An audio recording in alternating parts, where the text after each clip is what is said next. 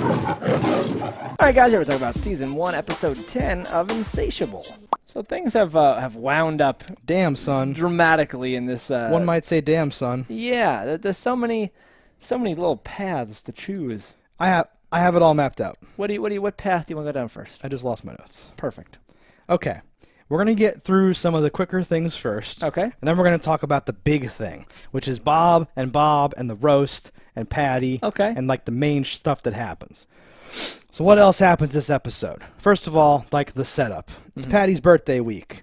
Patty's mom made something nice, and like Patty doesn't want to eat it because she's Did they say we're going to get sheet-faced? That's in all getting sheet-faced. That's what I'm building to. You like ruined that. everything. I love You ruined everything. Yeah. So she was like, but what about our tradition? But getting sheet-faced is my favorite part of your birthday or whatever, right? And I'm like, what? So like, Do you know how badly I want to get sheet-faced right now? you love getting sheet-faced. Oh. And I'm gonna like remember this forever because something about getting sheet-faced is so amazing to me or whatever. Also here, a fun little thing. Patty's mom says, "Just take a bite," and then Patty says, "Just take a drink," and then it immediately cuts to like the next scene and we never go back there ever again or anything like that.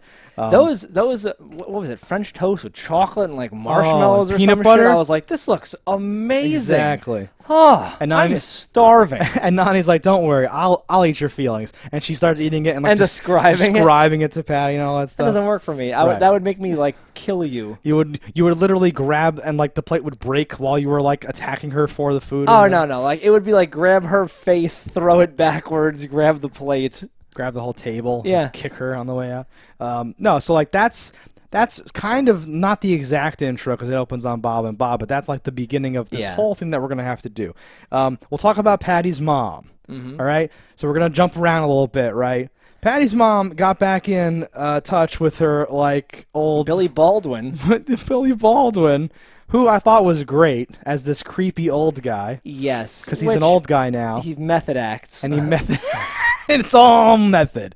His whole thing of like, "Where's your daughter? Let me go sure have it," right? And all that stuff was great. So we find out all these things, right? That Guido haircut he had too. It was like, amazing. It was Jersey Shore haircut. Yeah. It was great. His jacket and all that stuff. He has a stupid car, like the loud car. He with, kept like, that car pot in the fucking thing. cherry. That's the same car. I know. That's amazing. It is amazing. One might say it's ridiculous. Yeah. I liked it. But the whole character, the whole thing, right, from like Patty being like, "Oh, he's cute. No, here, I'll friend him for you," and I setting her down that path and all that stuff. He ends up at the thing, and then we find out, Patty's He's mom the is daddy? like, well, Patty's mom is like, "You were 26 and I was 14, right? Yeah. Everything I did after that point was all messed up. I was like stuck at 14 for like half my life. Like, what do you do?" And he's like, "Don't blame all your problems on me." He's doing all this whole like stupid. He's such a creep, such like a thick creep. It's so like awful and all that stuff. And then he sets his sights on like Patty, right? And I expected her to be like, "Don't, what is it? You stay away from her," or something like that, right? Yeah, maybe even kill him. Right? But she didn't do that. She said, "Hey, you know what? Forget about her. Like, I did miss you. You still have that stash in like the glove box. Why don't you go roll us to Jay and I'll get some condoms and I'll meet you outside." It was this awesome thing. And he's like, "Okay, yeah." And she kisses him and you're like, "Oh, weird." But it's like a thing, right? Yeah. And it's great. She ends up stealing his car, like sicking the cop who is Nani's dad on him. Not and all even that just stuff. stealing the car. She hot wires and steals the car. Steals Like, the car. what? Now, I would like us to ever meet the grandma, her mother. I want to know how old her mom was. Yeah, where's she in the picture? Because right? I'm like, okay, you were 14. This guy was 26. He was dating your mom. Like, Yeah. I would like to know more about that. She might have been in her late 20s, I guess, at that point. Does that make any sense? Well, anything makes How sense could when it? you think that she is 15 years older than Patty. Right. So really, the math can go like that forever. We can just keep looping on that dysfunctional family you tree can even forever. You can even go down a few years now. It'd still potentially work. Man, yeah. So we see how this all like came to be. I liked this whole thing, this whole business. There's even a moment where like Patty's monologuing in her head and like walking. She's like, "The roasting throne." It's like it was taunting me. And then Patty's mom like gets in her face and like interrupts her monologue and starts talking to her. Even little moments like that, I was like, "Oh, that's awesome. That's wonderful." That's that because like. You expect one thing, and something else happens. That's called what, apple banana, or like something? heart banana, heart. Yeah, heart banana, heart. Like Yeah, that's a that text message. Yeah, that's a reference to something else. But I like her interrupting the monologue. She gives her car, and that's when you, if you were slow, should realize what's going to happen. And then it does happen, right? So Patty's mom is gone. We have 2 more episodes of the show. Patty's mom is out of the picture, and Patty is in a spot. Yeah. So that spot only gets worse. That spot only gets worse. So everything else basically conforms to one like thread. Oh, the stupid! I hate Alyssa Milano so much. I think she sucks. Okay. Do tell why exactly. So she's back on the scene. They totally act like her and Patty didn't end on like horrible terms or whatever. That's just like ignored or something like that, right? Because that was a horrible thing. She's like, "Oh, honey, no, I got what I want now. We don't want to talk anymore, right?" Yeah. And like her accent sucks. She's not good at acting. I think this whole stupid Tampazzle thing is awful. Or this character sucks, and Alyssa Milano might suck a little. I don't know. I'm not happy with this whole part of the show. You know, and I'm sorry. I've liked I know you love her. She's done in the past, but I think a lot of her power came from being like, I'm a young, attractive person, and I'm saying these things. And like, yes, as you get older, if your acting does not raise with your age, you may lose out on some scenarios here. That's pretty savage. A little bit. Yeah. I was just being like, I don't I'm not the one that has a problem with it. Oh no, I know, but you diagnosed it. You brutally were like, I think it's because of this reason, right? I was just like, does that not affect your opinion? Is that not it? I think that you hit the nail on the head. But I was just like, it's gross, and you're like, it is gross for this exact reason that is totally obvious. That if she ever saw this, she would start crying.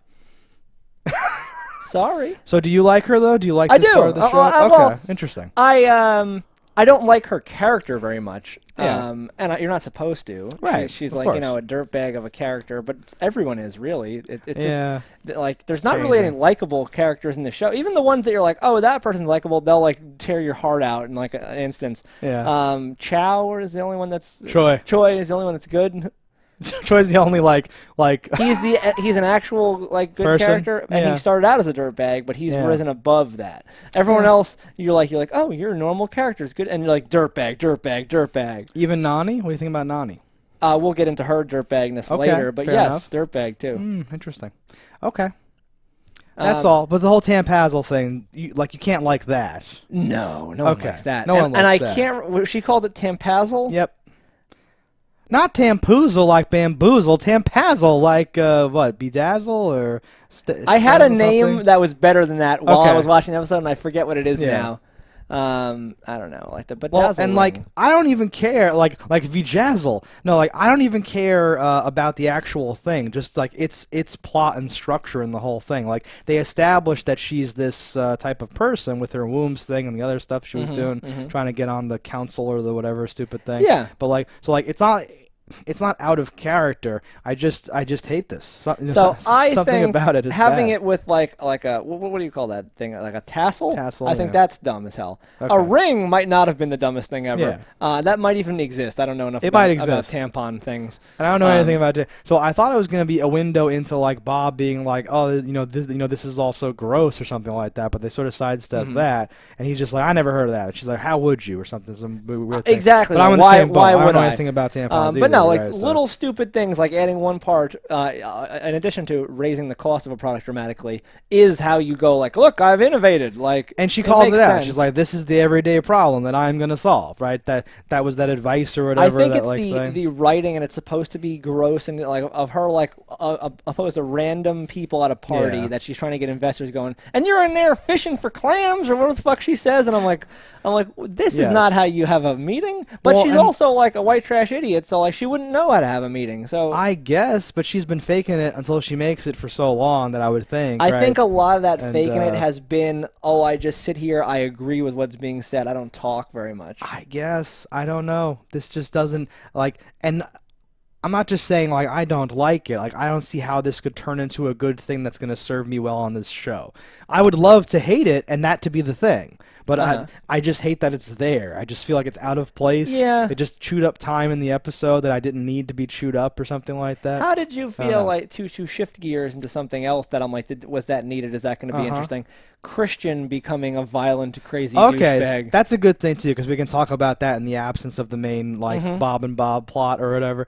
That was crazy. He turned on a dime. His creep meter turned up to like 11, and he's got a face that's perfect to be a creep. Like being like as pale as he is with like the long hair, like frames his like devil eyes. No, he's like the Crow looking and doing all that stuff. He like punches the thing next to Patty. He throws Nani pushes Nani to the ground. Yeah, it's like crazy. Out of like not like I don't want to say out of nowhere, but like literally. I would say like, saying out of nowhere is not That's fair. That is because based on what happened, it's him going from saying, "Oh, that was consensual. Me and her were just fleeing. It was the same as me and you." Yeah. Darn owner. Like I'm like, okay, what the fuck? No, and if Brick wasn't there, what was gonna happen? I don't know. Punching her in the face? Who to say? And honestly, seeing them next to each other again after your comments last time, I had the same thoughts. I think Christian's like head is bigger or something like that, so you just feel like. But when they're standing next to each other, you're like, this guy has been training and working out and stuff like that. Like he should not be scared of Like him. I feel like if you took the shirts off both those characters, like, it would be like. Did you ever watch like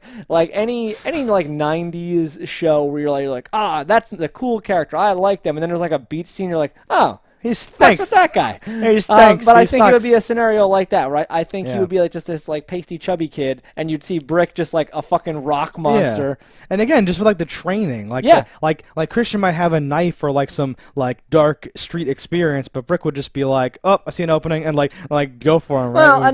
a knife is the great equalizer. No. But I do think in any standard fight, if you've ever fought a wrestler, like and I don't mean like I'm in the WWF, like a wrestler, they're very annoying because they grab onto you and they spin and they do shit. You have to really club them. No, I try not to touch anyone ever, so like that's terrifying to me. I understand what you're saying. I just meant like you'd have to give Christian a knife, or you'd have to do some weird thing where like he's got some weird. Well, he would probably not be playing fair. I picture he's the kind of like throw dirt in your eye and then like choke you or something. Yeah, something like that. But I think, so, like, again, like, if Brick wasn't there, what would have happened? And, like, this should have been played off, like, now that Patty knows what she knows, she's going to misinterpret stuff that Christian would do anyway as being really dark. And you could have that same dark music playing so that it feels like that, but then have it be this weird misunderstanding where he's like, I'm done with you, or some weird thing like that. She's like, I just keep screwing everything up, or whatever. No, she should be done with him anyway. Yes. Fuck this guy. But that should be the way to like get rid of him or something like that. This was the way to get rid of him, where he's also like Marky Mark from Fear or something like that. He's like a legitimate like I'm worried about this creep. Yeah, like Brick could die in the next episode, right? And it wouldn't even be necessarily out of character for the show, right? Because the show does whatever it wants. Can do whatever it we wants, went from demons to burning homeless people. Like anything is possible. Yeah, I look forward to it. A little bit. Yeah. Yeah. All right, let me look down and see if there's anything else like that. Oh, well, we can. Okay. Well, I guess that all kind of ties in. A lot of these things do kind of circle back on each other. So, like everything else, I have it concisely written down. We'll jump around, I guess. Sure. But Bob and Bob, they wake up. So it opens up and they're together. Post-coitus, whatever. Yeah. And, there's a bunch of really bad gay jokes in this episode. Why are your knees so red? That stuff too made me hate Alyssa Milano and all those stupid interactions and all that stuff. It's weird though because only the naked ones. All that is stuff. Writing. That's I know. Bad. But she gets stuck with the burden of holding that. I'm not saying that I'm gonna go to her house and like Jay and Silent Bob and be like, "Are you Alyssa Milano? You were horrible in this." I like that the door would open and you wouldn't know. You're like, yeah. Hi, are you Alyssa Milano? Well, she probably doesn't look anything like she looks on TV. I'm sure you'd be able to tell who she was. Honestly, I had no idea who she was. Took me the other day. I was at the store and I see Redman came in. Whoa! And I'm like, is that Reggie Noble? It looks like I'm racist? I'm like 97% sure that's him. And I tap someone I'm like, is that Redman? They're like, oh yeah. I'm like, okay. They'd be like, no, you're racist. They're like, what? Good for you. That's cool. You're famous.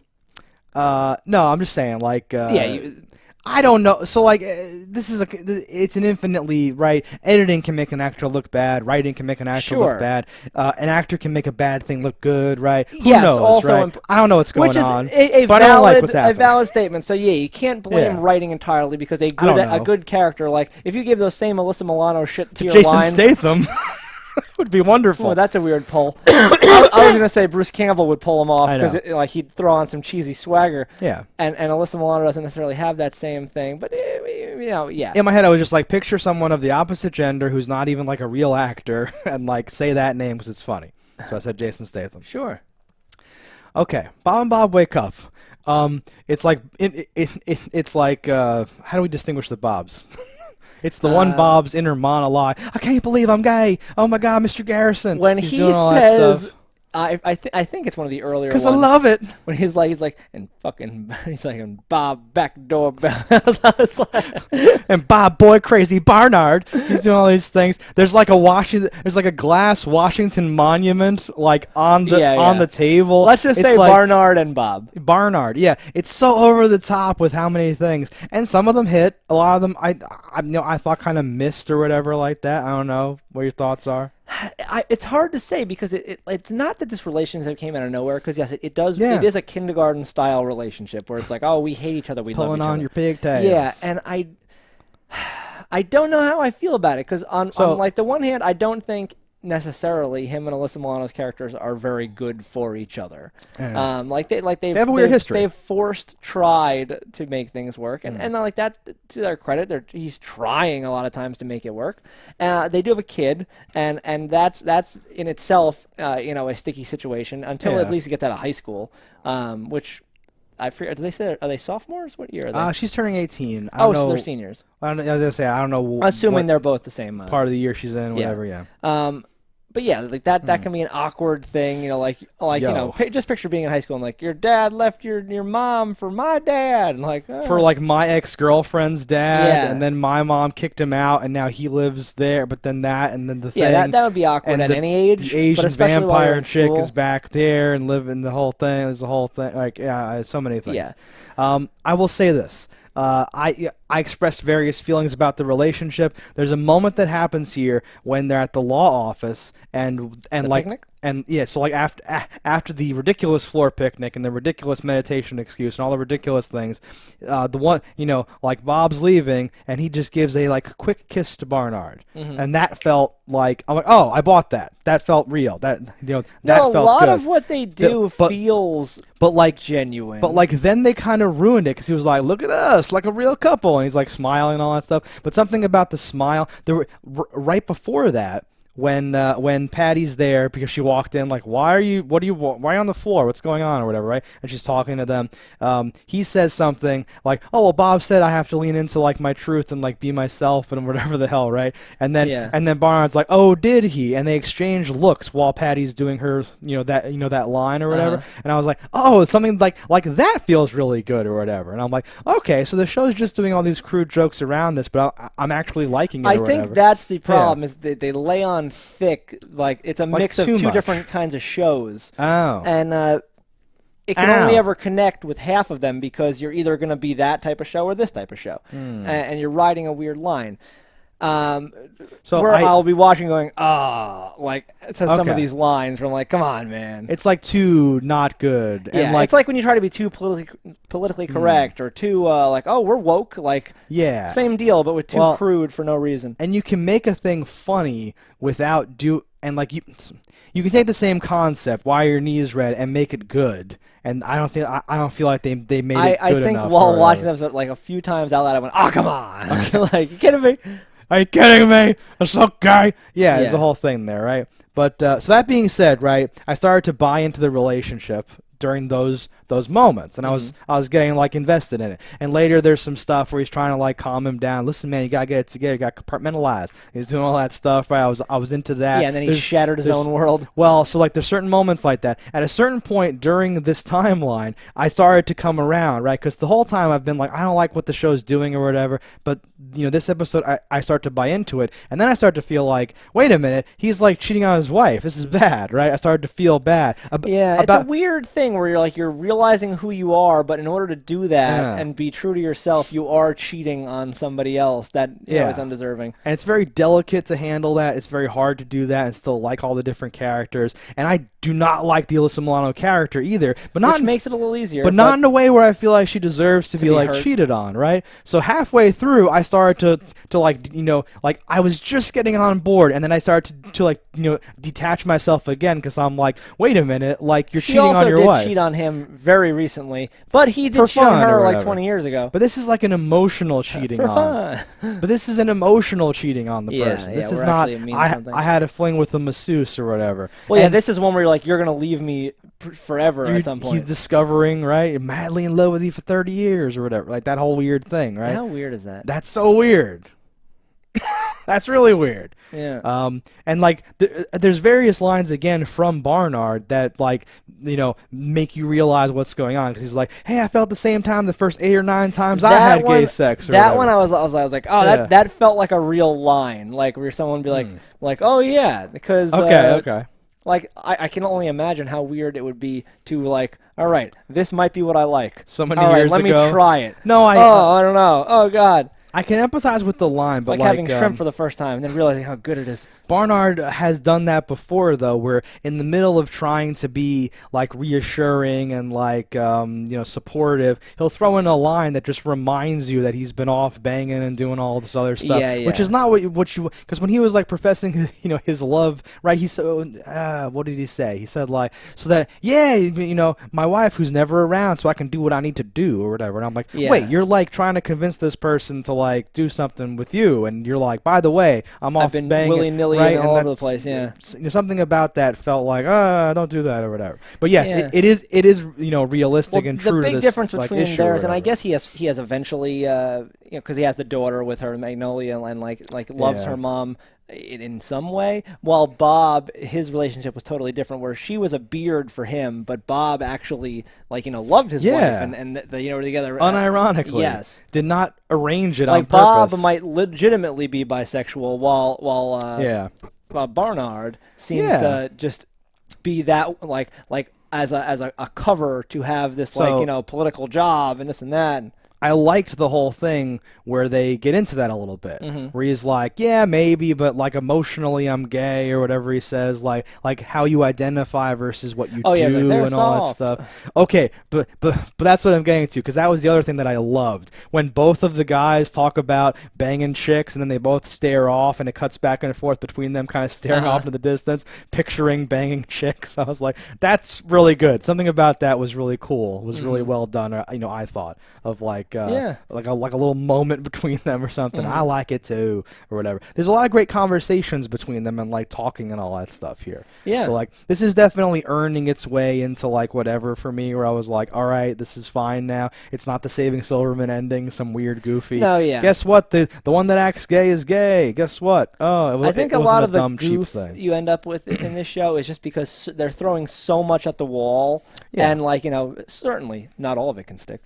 So Trixie is found out. Dixie. I was like, who are you talking about? You're lucky I got even close to her name. I know, right?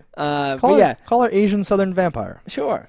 So she gets like hot soup or tea or something. An entire like tray of things. And she's just like, oh! And runs off. I can walk, and then grabs the money and runs out or whatever. Yeah. Things like that are like a nice little thing. That her Asian accent, I love it so much for some reason. Okay. It's such the stereotypical accent, but something about how she does it and the dumbass line she has, it's like perfect. No, like the Asian Southern thing kind of works, and it's so strange. Is there any Asian in it? What? Is there any Asian in her accent? You just called it her Asian accent, so that's why I was saying that. Did I say Asian? You mean her Southern accent, I guess? I meant Southern. She sounds different from the other characters. Yeah. And Choi doesn't sound like her, right? Well, Choi has no accent. Yeah. So Choi's like from New York. There's like something, right, going on or whatever with her. No. She's funny. She's good. She's fine. She's doing her thing over there in the corner. I liked her getting found out. It happens after the climax of the whole thing, though, which is honestly perfect, because things just keep falling apart. Yes. And it keeps spinning out of control or whatever. So, like, the biggest thing of the episode is we should talk about, like, the roast. That's what I'm saying. Okay. That's what I think is the biggest. I didn't know where you were going.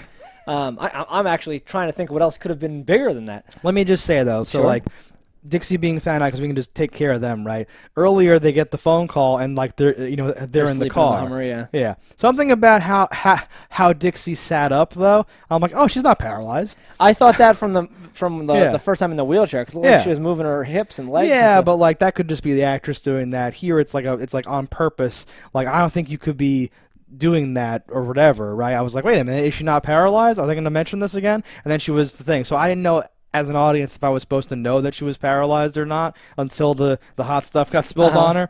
But either way, I'm like, okay, cool, yeah, that happened, that's fine. Yeah. All that dumb stuff. I like that horrible. So there's like a joke that they set up where like her and her mom are living there, and it's like we have some demands, and then it cuts to Patty and Bob walking down the hall, being like, "And a van? How are we gonna get that much money?" Like the demand was for a van. Yeah. Right? Well, it's a bigger house. That's which is hilarious. Yes, that's very funny to me. That was their thing. Well, because if they would have said a house directly, you'd know they don't have a house. They obviously can't say a house, but it's Yeah. very funny that we do the cut like a van and all that stuff. Yes. Okay. And they could never raise that much money. I'm not sure they could raise enough money for the electric wheelchair, honestly. No, I know. How many? Because like you're thinking it's like an auditorium packed thing. It's a house. There's like let's say there's 100 people in there. That's Which there's not. Like even if you take the people that they're able to show us, and then you add on the TV, like there must be more people than that, right? Then it's still not enough for how much admission are they charging or whatever. No. Okay. I thought it was $10, $20, something like that. So we're at the roast. So the roast is happening, and like like some of them are nice and fun, and like I actually loved. I always fuck her name, but Nani. I loved her dad's one. Where like, oh, God, not only did I get a daughter, I gained a son. The Domino's delivery guy. I thought that was a dad joke, fun thing. Like you'd hear that at a wedding. Like that's a real joke. Yeah, no. Brick's joke was actually pretty funny. Yes, exactly. What was Brick's joke again? Brick's joke was like, I knew that Patty something in the 5th grade when we were running this, mile, she whatever, finished in 6th. and she finished in the 6th grade or whatever. Yeah. Like, yeah. No, and like that's sort of how a playful roast of like amateur people, like that's what would it would be. So that's. But then some of them were just like these brutal tears. Well, Dixie's one too, where she's just like, I was leading up to you being a slut or something like that, some dumb thing, or like Choi's thing, where it's like, what's the punchline? No punchline. I just wanted you to know. I've seen your boobs, right? And you're like, okay, good times. job. Yeah, I thought you were a friend.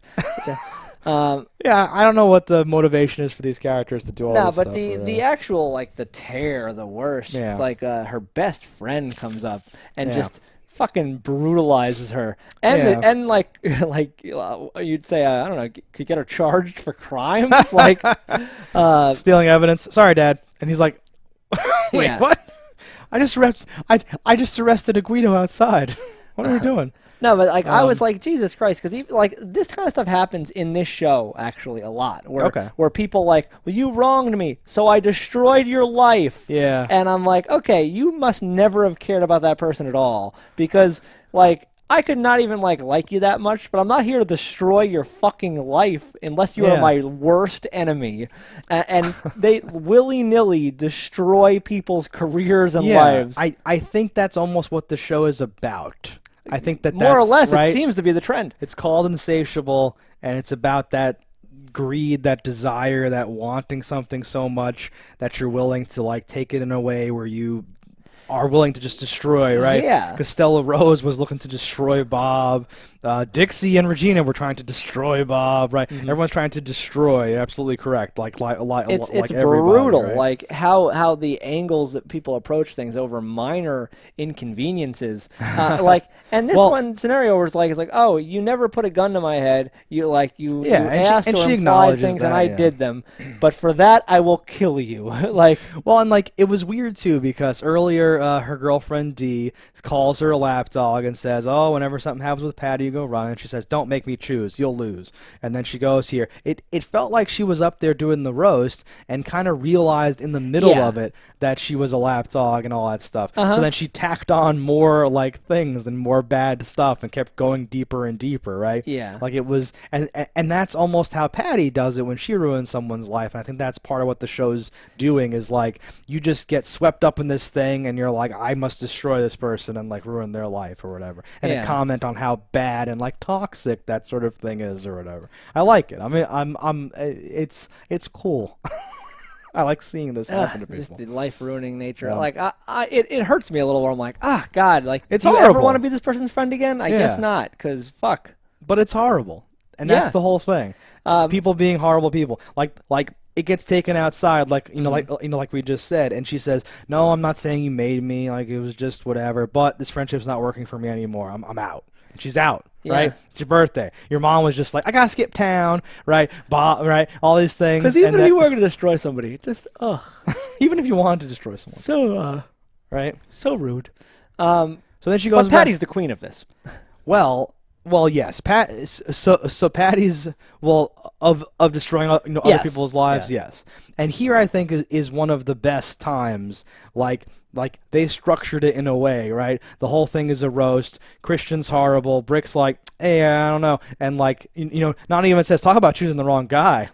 And all that stuff, right? And Patty's like, everybody's just like, But here's the issue down this whole line that right? like comes up is that you Brick changed his shirt a bunch of times. He did make it to your party. He said like a lovable anecdote as a joke for you. Yes, he clearly does like you. Exactly. And no part of this in your head when you're about to destroy his dad do you think, I know, how would this impact the boy who likes me? And that's what's so sick about this. That's what I love, though. I feed on that sickness of this is like human when you're evilness. like you're watching somebody who has like they're like an alcoholic and everything, and it's destroying their life, and they don't just rip it out of their life. Like it reminds me of that when like as a rational thinking person, not inebriated by some situation, being rage or out or drugs or whatever, you can see something so clearly, and you're like, how did they not see this? Right. I don't know. Like she's blinded by all these things, but I thought they did a really good job of demonstrating her journey through the episode to get to the point where she gets to and all that stuff. And I'm not saying that they why she got there. Yes, but this is the worst way. Oh, it's to horrible. Do it. Yeah. No, and like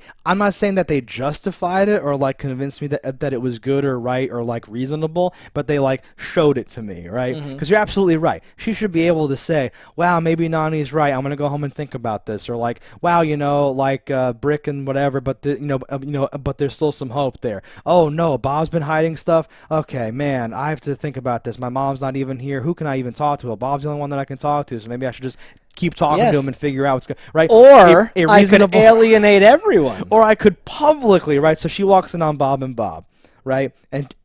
And this is her whole thing. She's like, you telling everyone to be honest while lying or whatever, like lying to everyone and while telling me to be honest. I fully agree with what she's saying, and this should have been a conversation you have alone. To talk to him, right? But but like when you think about this, she like for all intents and purposes, she is the same insecure fat girl that she was. Even though now she's a skinny, beautiful girl with like the world in her hand, emotionally she is the same person she was. And for Bob to selfishly, because he's only thinking about the regionals, he's not thinking about Patty. About her, for him him not in the context to get of her being out of trouble by having this roast, which is preying on all of her insecurities. I can see what got her to this point, and it does make sense. But again, she's, as he said, horrible. She's a bad person. He says she's a bad person because your insides are ugly. Okay, so she like delivers. She gets on the mic. It's my turn and does the whole thing, right? I thought her like performance overall was like, because sometimes her like delivery Patty's is like not great. I'm kind of like you're sort of flat. You're kind of whatever. She has a lot of the voiceovers. It's kind of like fine and all that stuff. I thought this scene she was like projecting and doing like a really good job. The rage of like getting it out there. Yeah, and so like the whole thing. When like the best thing Alyssa Milano's ever done was, why are you looking at him and all that stuff, and just the looks cutting to Bob, cutting to Alyssa Milano, cutting to Patty, no, the tension cutting was back and forth. I was like, oh my god, this is awesome, awkward and ugh. Like I could so disgusting. Oh yeah. Just, oh my god, great. And just you can feel someone's life ending. And like the realisticness of it, of like not knowing what to say, looking back and forth between people, someone breaking the silence, it making it worse, keeps like spiraling, getting worse and worse and worse. Oh my god. And then Coralie is like, no, I'm not leaving this time, Bob. You are. Don't come home ever. Come on, Rick, let's go. And like they leave, and he goes and grabs Patty and pulls her aside and says that thing that we were just saying. right? Yeah. Of your insides are ugly and all that stuff, right? Holy shit, it's all over. And his comment though, like that was beautiful and cutting too, where I'm Yeah. like, yep. You fucked her. And says like, why did you do this to me? After all that, honestly though, and she's like, well, Bob, blah blah blah. And he's like, well, I was trying to do it right, and that's impossible now. Like and like his acting too. Everybody was really good here. It was all I'm like, okay, cool. The most this effective thing this show has ever done is the actual closing scene of this episode. Oh yes, I know. So that's what this is all. I funneled us in like a pachinko ball, all the way down to this final scene now. Pachinko ball? Yeah, like pops down the thing, Plinketto? goes down. I don't know, man. No, Plinketto is their. All right, we'll talk after the show about. Yeah, Price is Right. Whatever. So she picks up that sheet cake, which we know was already ordered, even though she wasn't going to eat it. Happy birthday, Fatty Patty. And proceeds to eat her feelings, and in the most devastating way. Did you watch it all the way to the end? Like past the credits? Does it keep going? So the sound goes over the whole the sound credits, keeps going, yeah. And I couldn't look away, and I noticed that there's like brief cry bits those things, and like she's still eating. Yeah. Oh my god, it was so good. Like she lights the candles, the sound drops out. She starts with a fork and then just starts using her hands. The camera's slowly panning in. It was like artistic. It was like filmmaking. Yeah. And I noticed that the sound kept going, but my Netflix it puts it in a little box already, and it's like tearing me out. But for like 10 seconds, I had some of that feeling or whatever. Yeah. Oh, I watched it to the bitter fucking end. Oh my god. And it was. I was like, oh my, I can't look away from this. This is horrible. No, I thought it was super effective. And that, honestly, 10 episodes ago, I was like, I want this show to be, like, dark and horrible. So, like, when I say, like, I liked this episode, I mean, like, this had a lot of dark and horrible things in it. No, it had some bad stuff. It had some weird stuff. This was a good episode. That last shot was and I like your term. That was the money shot. I like your term effective, right? Because it was one of the best. If you think about like the was it a car wash or a dog wash or all that bullshit? Like there was all these dumb things that happened here and there, and like set pieces that they put together to try to get a point across or do something like that. This is the ugliness that I want. Oh no, yes. We're not friends anymore. I'm skipping town. How could you do this to me? Like soap opera, but with that edge of like a scene like that at the end with just something about cake. like the makeup person, like her nose is red. Yeah, and her eyes are like the tears. She had the way she approached it was like right, left, candle, lick, bite. I was like, yup, yup. You've been there. As a man who's eaten many cakes, that's how you do it. Is it? Oh yes. I cut slices and eat the slices. Oh no. Okay. Well, cutting slices is a that's amateur hour, man. Well, no, hang on. Yeah. When you're cutting slices, you can see that you have still some will to live, and you are saying, I'm happy about I am going to now. eat this slice, and maybe I'll have more. But we're segmenting. I grab a cake like a sandwich. I fold it in half like a taco and just eat the whole it. fucking thing. I'm taking bites because I'm eating the whole thing, and that's what Patty was doing, and I fucking loved it. No, I love it. I'm just saying personally with a cake, like I actually like when you slice the cake and like eating like the tip of the slice and the different parts of the slice. I'm a slice man. Amateur. Myself. That's what I'm saying. I'm an amateur. Even as the fat guy on the show, I'm the amateur cake eater. Oh, here. I've eaten hundreds more cakes than you could ever think about. Damn. Oh, I'm not a dessert person. I'm more of a dinner guy myself. I'm a dessert person. You're like, and the dinner person, and you're an amateur. Bam. No. Yeah. I was like super impressed with this. I was getting to the point where I was kind of like, this show is a little bit too much of like a soap opera. It's a little too much of like light and like things happen but they don't matter. Or goofy stuff happens. And now you're like, whatever. How can she dig her way out of this hole? I know. I don't think you physically could. Yeah. Like maybe she could get her friend back. Yeah. Maybe with some very heartfelt thing. Or it starts off where she's in the fucking hospital because she just slit her wrists next episode. It could go any direction. And so happy. And it's horrible. I'm a bad person. 100% though, I would not think that was remotely out of the realm of possibility based on where this episode ended. She has nothing.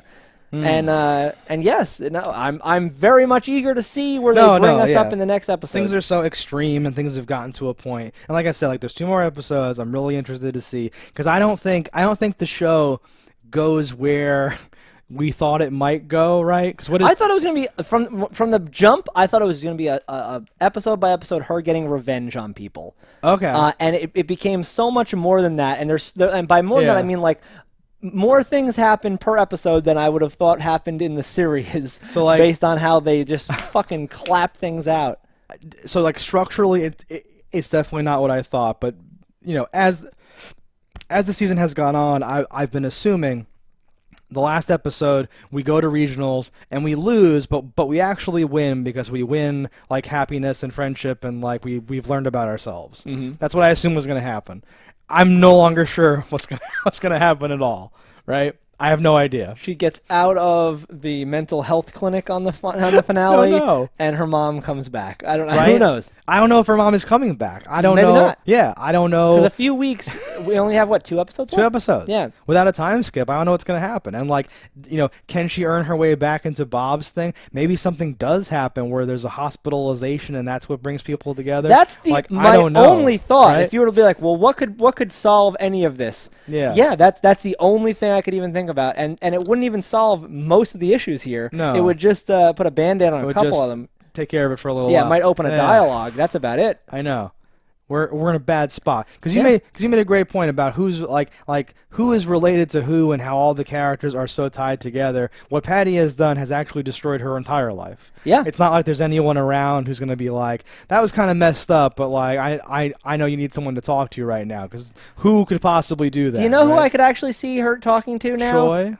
Well, Choi is still around. Okay. But yeah, not excluding Choi. Not Choi. He'll still be in the episode. Yes. Yeah. Magnolia. Okay. Because they're I thought about that too. They're kind of in this situation where their lives are torn apart at the same time, and like they could we don't like each other, but we can talk about something. She ended up in rehab for eating sheet cakes, and then talk to Magnolia there. Well, she could end up in rehab for trying to kill herself, which is why Magnolia went to rehab, in quotes. Yeah. So they could be there together. Wonder if she has access to things. Maybe We'll see.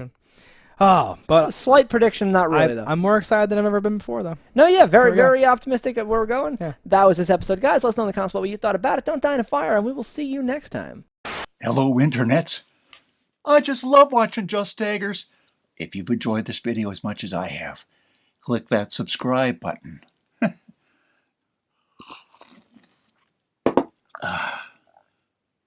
Peace out, homies.